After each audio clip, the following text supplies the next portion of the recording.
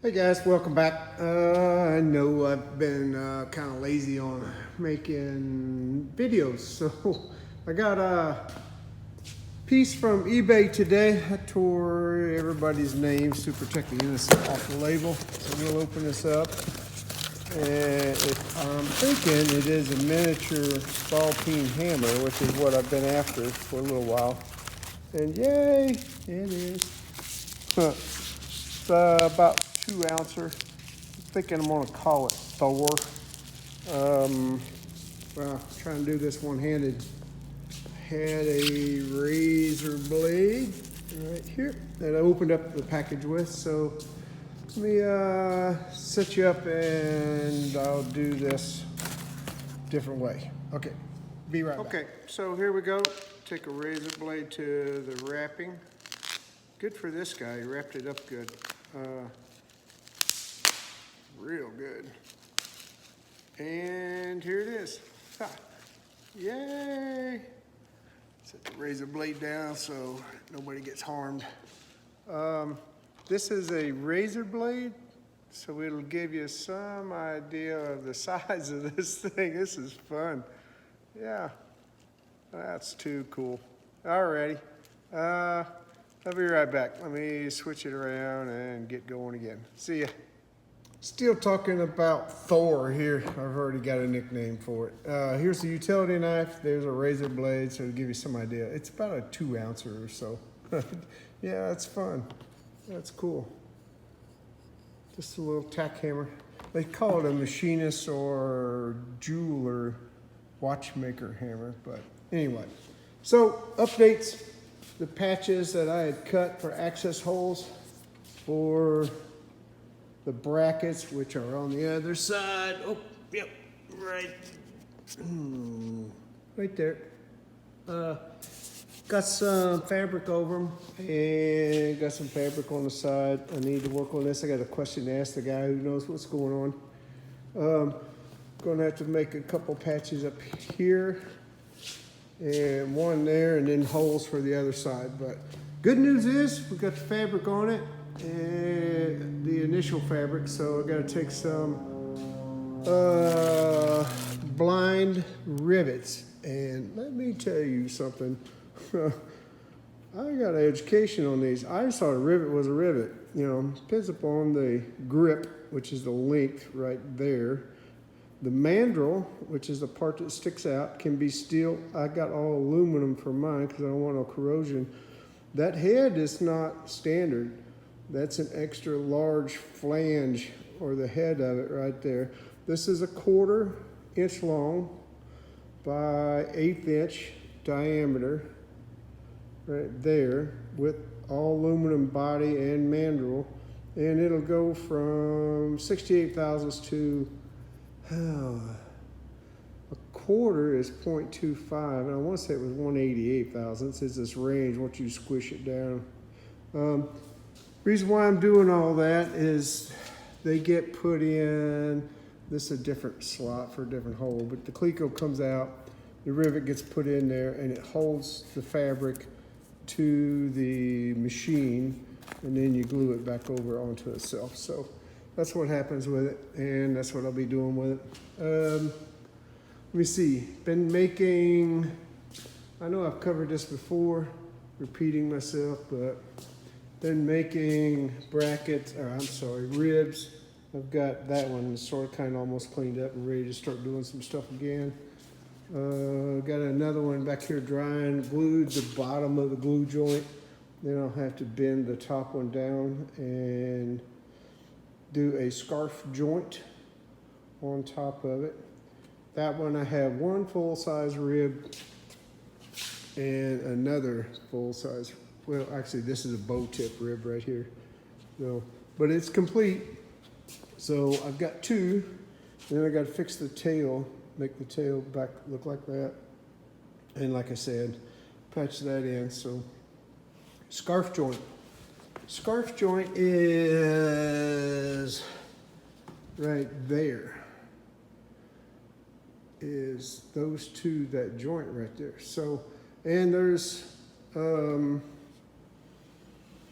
mathematics that Wilbur and Orville worked out on it, which will make it stronger. There's a nose cap for another one right there. It's in the water, getting softened up so I can make the bow and make it follow the curve.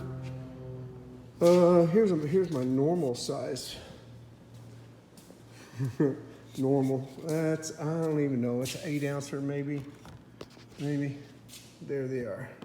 Yeah, I just love that. I gotta get that off there before it tears something up. But that's what's been going on around here. Been busy doing this, patching this in. Had to make some repairs to it. It gets another piece of tape put over the top of that so it'll hide that ugliness. Each one of these seams, actually stringers, get a piece of 2-inch tape on them. So that's cool. That'll hide that. And you know, I don't know if I should be doing the rivets yet or not sure. Here they are though, and those are done because if we're going to put a piece of tape over it and then rivet it, maybe that's what happens or is supposed to happen. I might be drilling these back out. I gotta go look at the old one, which part of it's laying there, and then the other one is up there on the door. So yeah, that's what's going on around here. Uploaded a couple, take a look at the floor. Uploaded a couple short videos and just life in general. These things are a pain in the rear. So there should have been 38 of them, and I had 12, and I may be able to make, I don't know, 8 or 10 out of those 12. Just using the parts. I haven't bought any wood to fix them. I'm just using its own wood on its own self. So, and patching it together and scarfing it together. So here is a box of pieces that was just busted up, broken up. And I know I've covered all this. There's the rest of it. But that's what it's supposed to look like, sort of. This was broke too. This is a project for this winter. So that's what's going on. First order of business today is ball peen hammers. Here's my regular one. The top of it is the head's tight and it's on a hickory stick, although I did mess it up. This was a coworker's that I inherited. I hit you could tell I hit it and blew out the backside of it, sort of. But I got some epoxy in it. We were messing around with a hitch on a truck or something. Anyway, yeah, he was not happy with me, but I wound up with it. So it's got a wedge in the top of it to swell the wood out. And the other one, excuse me, let me get this, it's hard to do one-handed. You see the other one, Thor, which I just got off eBay, does not. So what I'm going to do, the head's still tight, but I'd like for it to stay that way. So what I'm going to do is cut me a wedge out of this piece of metal, which is a subframe for Model A scrap, and see if it'll cut me a square and then make a sharp edge on the wedge of it and see if that'll work. So I'll be back. We'll see how this works out. See ya. Okay, so what I've done now is cut a little, see if I can get that to focus. Little square notch out of, actually this corner right here.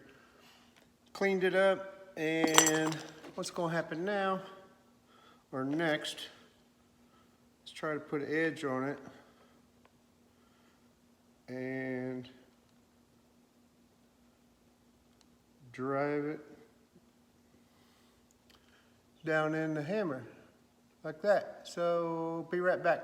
We'll see what happens. That's a small piece to be trying to put an edge on. We'll see what happens. Okay, so what I did is took this pneumatic right angle die grinder with a roll-lock disc, which is like a floor pad buffer. Here, let me show you. Sorry, try and do this one-handed. Comes apart like that. This screws out, and it's like a floor buffer. This is a great little tool. Roll-lock disc, it's 80 grit. And set this down. right over there. And what I did was just take and knock the top of it down smooth right there. So that should give me plenty of service. It was already ground down before. I hate to do an antique like that, but I'm going to put it to work, putting these things together with these little bitty tacks right there. So it's all original wood, original nails, not original glue, but modern glue. So, yep, that's it. Finishing up, well, doing some more work to these today. Hopefully staining that one, or getting ready for staining. Maybe just take a day and stain once I get all these done. That's the update. That's for today's first task. Next thing is get back on this, jump back on this, and we're glued together, gluing the fabric down. So I took the clecos, and you'll see them over there, that row over there. Took the clecos out and used the blind rivets on this side and up here. So the fabric gets glued back over, and I laid it out. So it's got a half inch there, a half inch here, and a half inch here, and a half inch over there. So it'll have 2 inches, and then it gets a piece of tape over the top of it, pink ditch over the top of it. So it should be plenty strong. But that's how you do it. You glue them on. So that's today's going on. See ya. Hey guys, welcome back. It's Fun Film Friday, so I'm trying to be more disciplined on making videos. Today's is ribs. Back on that again to start with, and then I gotta run out and run some errands and maybe get back to this. I gotta go rehearse for a play later today, but yeah, life's stuff going on. I just wanted to show you this orthopedic looking procedure on ribs. This is funny, but trying to make the same profile, which gives it the cord line and the shape of the wing. So if you're all whoppy campus down through there, it's not gonna look good. These will never fly again. This will just be aviation art, but just piecing them together. So there's probably 2 or 3 ribs out of this in pieces. Here's a piece. I'm gonna try and salvage this long piece right here, and then this piece up here. Take this nose cap and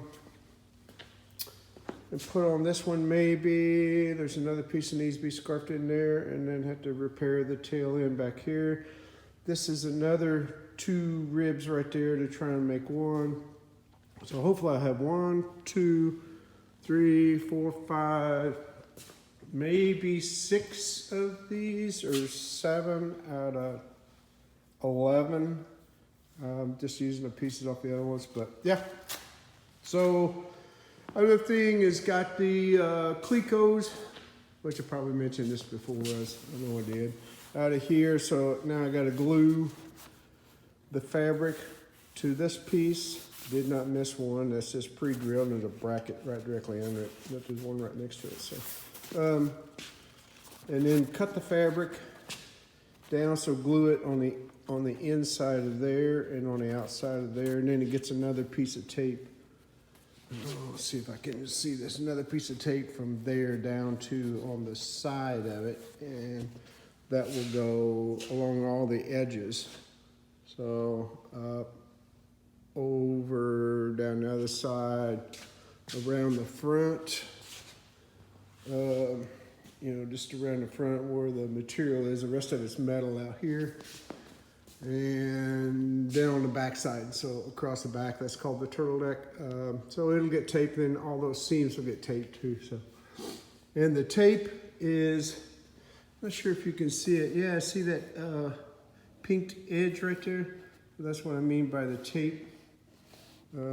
This has it on the ribs, so that's the rib stitching. It actually holds the fabric to the ribs over here. And yeah, I remembered ribs. The tape is, making fun of myself. The 2-inch tape right here, and then there's 3-inch, and then this is this 4-inch? Yep, this is 4-inch. And I think this is the stuff that will go around the biased. Yep. So this one, you can actually curve it and turn it without it gathering up on you. Yeah, so that's it. That's where I'm at right now. Looks kind of cool sitting there like that. Yeah, so maybe I'll get this posted and get all this put together and moving on. Made some shorts and sent some stuff out on the YouTube channel of planes flying around here. We do live on an air park, so it's kind of cool. And I'll be taking, I gotta check and make sure the air pressure's in here and see if that bad boy will start. Transmission's on the fritz in my truck, and last time I drove it out, I took a chance on it. Didn't get stranded, but the darn thing overheated. If it ain't one thing, it's another. So yeah, I got a water pump, thermostat, hose, something, not sure, but yeah, I got to deal with that. But anyway, that's my fun film Friday, and I'm gonna be taking these clamps off. I just wanted to show this to you guys. That's funny. And then got that mess clamped together down there too. So, yep, see ya. Went for a scooter ride with the neighbor, and now it's time to put the toys up and go get ready for a reading tonight for a little play that we're in for the theater club with some friends. So we'll see how that goes. But yeah, had a good ride. It's about, I don't know, we did about 70, 80 miles, 2 or 3 hours. I don't know what time it is, but yep, that'll wrap up today. I'm gonna charge phone and see if I can post this up. There's the whole deal while we started this as Stearman, so making progress, getting there. See y'all.